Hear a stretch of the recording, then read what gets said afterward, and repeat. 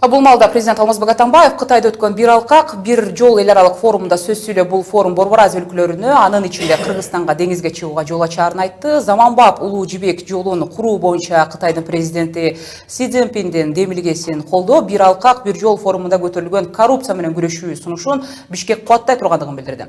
Форумда айтылган сунуштар Кыргызстанда башталган таза коом долбооруна куп жарашаарын кошумчалады. Бул арада 2 күндөн бери дал ушул президент демилгелеген долбоор Бишкекте да талкууланып жатат. Айрымдар долбоорунун максаты талкууга түшүрдү. Маселен, Кыргызстандын экс-президенти Роза Отунбаева бул долбоор президенттик жарыштын алдында бийлик көрсөткөн талапкердин үгөт материалына айланбашы керек деп айтты. Кийинчерээк андан соң өлкө башчысынын аппарат жетекчиси Отунбаеванын бул сөздөрү барынан мурда таза коом каржылаган донорлорго долбоорду каржылоодон баш тартууга болгон чакырык деп жообун айтты.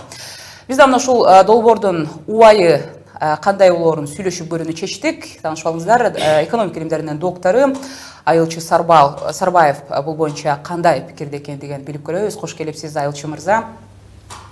Жогоруда биз айткандай эле мына 2040 жылга чейин эсептелген узак мөөнөттөгү өнүгүү стратегиясы иштеп чыгуу боюнча масштабтуу багы иштер жасалып жатканына күбө болуп жатабыз. Анын алкагында биз айтып өткөн таза коом тууралуу сөз болду. Кандай дейсиз, президент атаган долбоорлорду ишке ашырууга Кыргызстанда мүмкүнчүлүк кандай? Жогоруда биз айтып өткөндөй Кытайда дагы бул долбоордун баягы окшоштук жактары дагы айтылып өттү дегендей.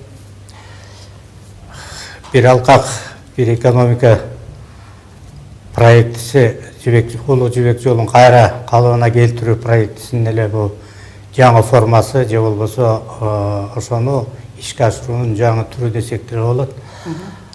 Бул маселе көтөрүлгөнү көп жыл болду. Бул маселенин тегерегинде Ирандагы, Турциядагы өздөрүнүн кызыкчылыгын убагында билдиришкен.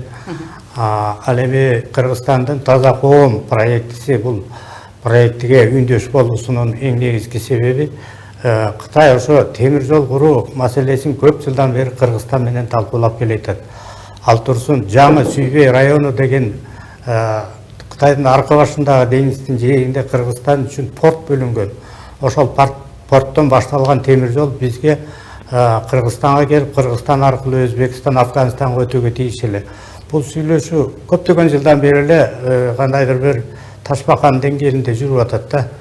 Кыргыздардын тойго барган 2-3 саат эчтеке болбойт деп кечигип барган, маал каткан, жай баракаттыгы, кош көңүлдүгү тагышу Орто Азия өлкөлөрүнүн ичиндеги Кыргызстандын эң жай чет өлкөлөр менен кыла турган алакасынын мамилесинин начарлыгын көрсөтүп атат да. То есть ишкоолугубузду көрсөтүп атат. Ошондуктан албетте Атамбаев эң эле туура маселе козгоду, эң эле туура сунуштарды берди, бирок бул сунуштар башынан эле болуп келаткан тилекке каршы ошо Атамбаев өзү канча какшап айтса дагы өкмөт ишке ашырып келген эмес.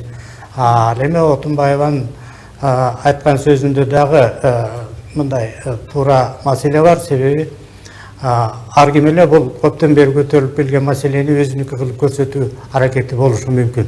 Андыктан бул кадыресе эле 10 жылдан бери келаткан, иштелип келаткан, кылынып аткан иштердин уландысы таза коом. Ошо таза коом эгерде бир алкак, бир экономика проектисине аралашып кетсе болсо, эң эле сонун болот эле да. Бул Кытай тарабынан көптөгөн акча бөлүнөт эле. Алар ошо Кыргызстан аркылуу өткөн жолдорду, электрондук жана соода түйүнүн өздөрүнүн акчасы менен финанслоо мүмкүнчүлүгү болот эле. Себеби мурун эле Кытай 50 миллиард доллар бөлгөн. Азыр мына 100 миллиардга чейин юан ал Россия менен иштеш үчүн, ошо региондорду өнүктүрүү үчүн бөлүп атат. Ошол проектилерге биз аралашпасак абдан жакшы болот эле да. Айылчы мырза, Атамбаев экинчи кадам катарда Кытай менен жогорку технологиялык логистикалык борборлорду бирге курууну, анан дагы электрондук соода жүгүртүүнү өнүктүрүүнү атады.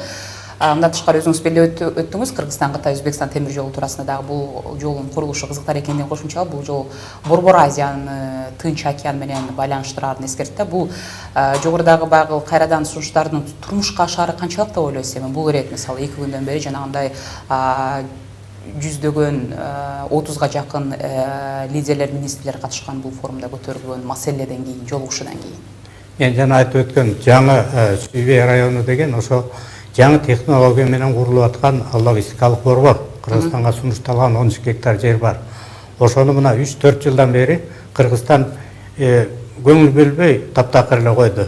Кытайлар таң калып атат. Биз ушул жерде силерге темир жолдун башына логистикалык борборду жаңы жогорку технология менен жабдылган борборду сунуштап атсак эмне үчүн албайсыңар деп.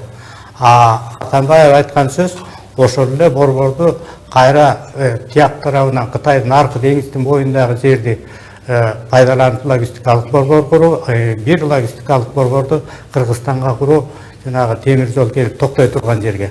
Бул өтө керектүү нерсе. Андыктан президент көтөргөн демилгени ишке ашырыш үчүн өкмөт күндө эле алмаша бербей, улам кеткен премьер-министр мурунку убадасын унутуп, кийинкиси ал эмнеде убадасын берген убадасын билбей кала берсе, бул долбоорду ишке ашпай калышы толук мүмкүн. Ошондуктан могу келечекте боло турган президенттик шайлоо, парламенттик шайлоо боло турган жаңы өкмөт деген ол 40-жылга чейинки кабыл ала турган проектини бир колго алып, жок дегенде 5 жыл, 10 жыл такай ошонун үстүнөн иштесе, ошондо гана ишке ашат. Эгерде азыркы мезгилде эле ыкшоолук, көңүл коштук, калпычылык, же болбосо түшүнбөстүк, компетенцтик, кадрлардын чекардасы боло берсе, бизде эч качан бул долбоорлор ишке ашпайт.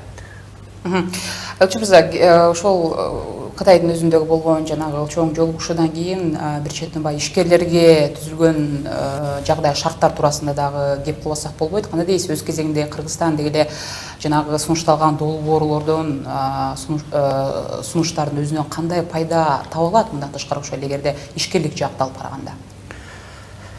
Бул бир алкак, бир экономикалык жол деген сөз, ошо биздин ишкерлер эч кандай тоскоолдугу жок. Азыркыдай жанагы протекционизмди мына Кытай айтпады, протекционизмди токтотсок, биз ушу чогуу иштей турган ушул алкактагы өлкөлөр ачык иштесек, бизде жанагы тариф, ар кандай бир тоскоолдуктар болбосо деген сунушту айтпадыбы?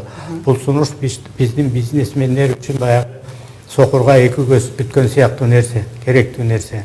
Тилекке каршы бизде өкмөт башчылары, президенттер мындай жакшы ойлорду айтат, сунуштарды айтат, даже катуу даже көрсөтмө беришет. Бирок ылдый жагындагылар баягы деңиздин үстүндө борон, астында мелтирип жаткан суу сыяктуу эле коррупционерлер мелтирип ылдый жагында отурушат. Ошо тегерегинде жанында жүрүшөт. Эми муну ишке ашыра турган албетте кадрлар. Кадрлар системасы машинанын механизми сыяктуу. Бирөө баягы эң жаңы азыркы мезгилге ылайыкталган механизм болсо, экинчиси жыгач, үчүнчүсү топурак, төртүнчүсү вообще эле чириген бир нерсе сыяктуу нерселер да. Андыкта бизде бир татынакай күчтүү мындай бир креативдүү деп коет команда болмоюнча, ошо командалар толугу менен мамлекеттик деңгээлдеги иштерди алдыга сүрөп алып кетмейинче бизде эч качан азыркы система, азыркы кадрлар менен эч качан ушул айтылган нерселерди ишке ашыра албайбыз. Рахмат пикириңизге, Элчи мырза. Экономика илимдеринин доктору Элчи Сарбаев менен болгон маекке күбө болдуңуз. Мен бул темага эле кошумчалап кетейин. Бир алкак бир жол демилгеси Кытайдын жибек жолун экономикалык куруу, анан 21-жылында деңиз жибек жолу долбоорлорунан түзүлгөн платформа, жибек жолу өткөн өлкөлөр менен Кытайдын экономикалык алакаларын күчөтүп, чыгыштан батышка карай тоскоолдуксуз карым катнаш түзүү максатын көздөрү айтылууда. Бул концепцияны ишке ашырууга Кытай өкмөтү акыркы 3 жылда $50 миллиард бөлөрү кабарланган. Бул жолу Кытай долбоорду ишке ашыруу үчүн жибек жолу коруна кошумча $100 миллиард юань, же болбосо $14,5 миллиард бөлөрүн билдирген.